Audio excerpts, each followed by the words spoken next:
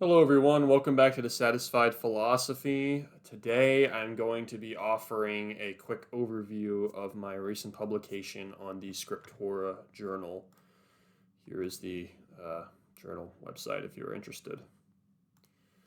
So, it's about the parable in Luke 14:31 through 32. I'm, of course, going to put a link in the description for you to download it and read it and whatever else. It's open access, so you don't need any institutional account. But so I'm going to be I discuss here the parable in Luke 14:31 to 32 in the context of ancient diplomacy and Greco-Roman historiographical literature. And what it basically means is I look at the parable and I look at text about how ancient diplomacy functions, and I look at general Greco-Roman historiographical literature, and I go, hey, we can use these latter two to make sense of this parable in Luke and like what it's trying to convey and how it was written and the purpose thereof. So here's the abstract. Luke 14:31 through 32 tells a parable about a king going to war against another king, but before engaging in battle, the first king must decide if his army of 10,000 men can fight the second king's army of 20,000 men. If not, the first king is expected to send an embassy to make peace.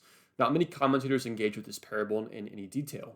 Even fewer commentators recognize its imperial background. This article fills the scholarly gap by arguing that the Lucan parable conveys intimate familiarity with ancient diplomatic customs and Greco-Roman historiographical literature. It further speculates that Polybius of Megapolis' passage in History 3.15 is the most influential source for the parable, seemingly implying Luke's familiarity with Polybius.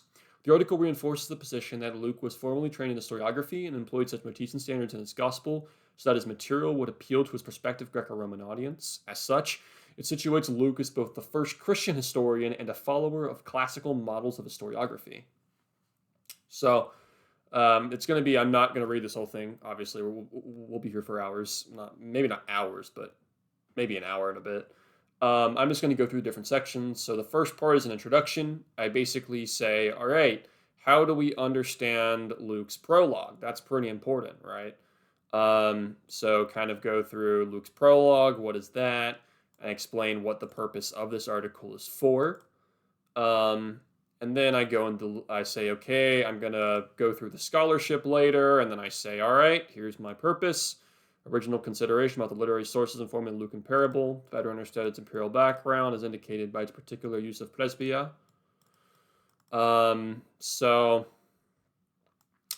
Yep. And then I say, yep, plebeian influence, pretty speculative. But what really matters here is that Luke here is writing this parable to inform his audience about the Lucan Jesus's connection to ancient diplomacy. So prologue, very.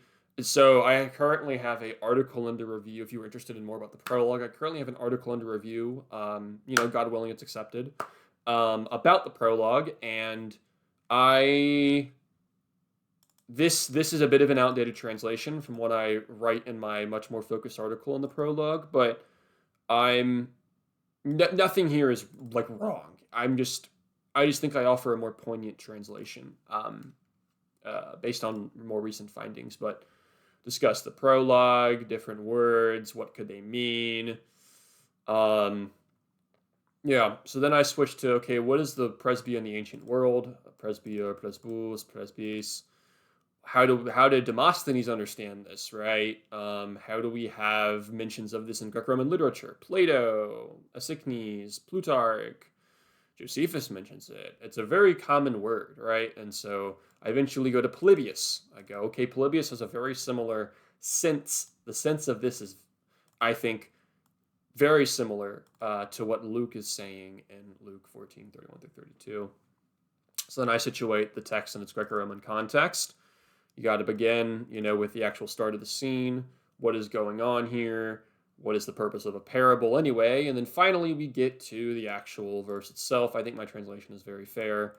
It's meant to be wooden, so I'm translating aorist participles as like having done, right?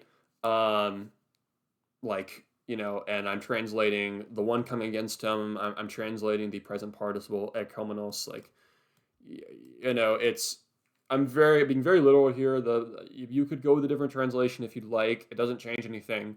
right, the purpose is to just convey for me the most literal sense. And then, I could have provided a maybe less literal translation, maybe in the footnote.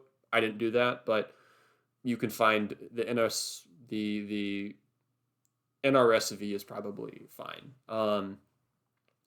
So then you get, all right, how do we understand like this general sense of like Luke's use of talking about rulers and rulership in his gospel? All right, and then we get to how has the history of scholarship understood this? Well, I first say there's no parable, that this parable has no equivalent anywhere else in the New Testament or early Christian literature, right? We have Origen mentions it, but nobody really gets as I go through this. No, modern commentators don't really get to the main Greco-Roman background of this. You have very few kind of discuss it, but it's like kind of, it's not as pointed and focused as I think this parable calls for. And then I switch into a chart of like, all right, why should we see, you know, using Polybius as a frame, just a general sense of like how is this term used. We can also see that it is quite similar to Polybius. Here's a couple of similarities that I've drawn, sort of stating the like scholarly field that I'm finding myself in terms of the like methodology I'm using, the methodological presuppositions, kind of discussing each parallel in more depth. Yep, all of this is discussing each parallel, and then finally I say that these parallels lead to the conclusion that Luke was intimately familiar with diplomatic customs of the Greco-Roman world and related historiographical literature. More speculatively, they suggest that the Polybian text was itself influential. And then I switch to my sort of conclusion: is Luke as an imperial author? How do we understand Luke as an author generally from what we have here? And I kind of say we're obviously dispensing with thinking that the person that wrote this gospel was Paul's helper. And in a current paper I'm still finishing up right now, I'm going to discuss in much more depth the whole idea of Luke being a companion of Paul and how that just doesn't track.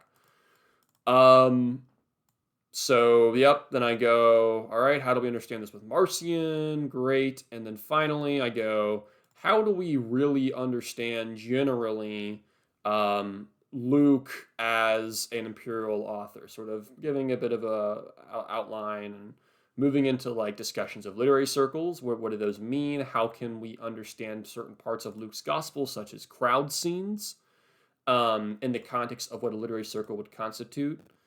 And then I just kind of go, all right, what should future studies try and do? I want to build on certain frameworks, but I want to recognize that those frameworks are constantly being developed. We can always develop new innovations to traditional frameworks, or in the case of Robin Faith Walsh's wonderful work, not new framework, not a traditional framework, but a new framework that it still can be developed further. So yeah, I conclude the Gospel of Luke was written after 70 CE by an elite Greco-Roman historian. I think that this is a great word.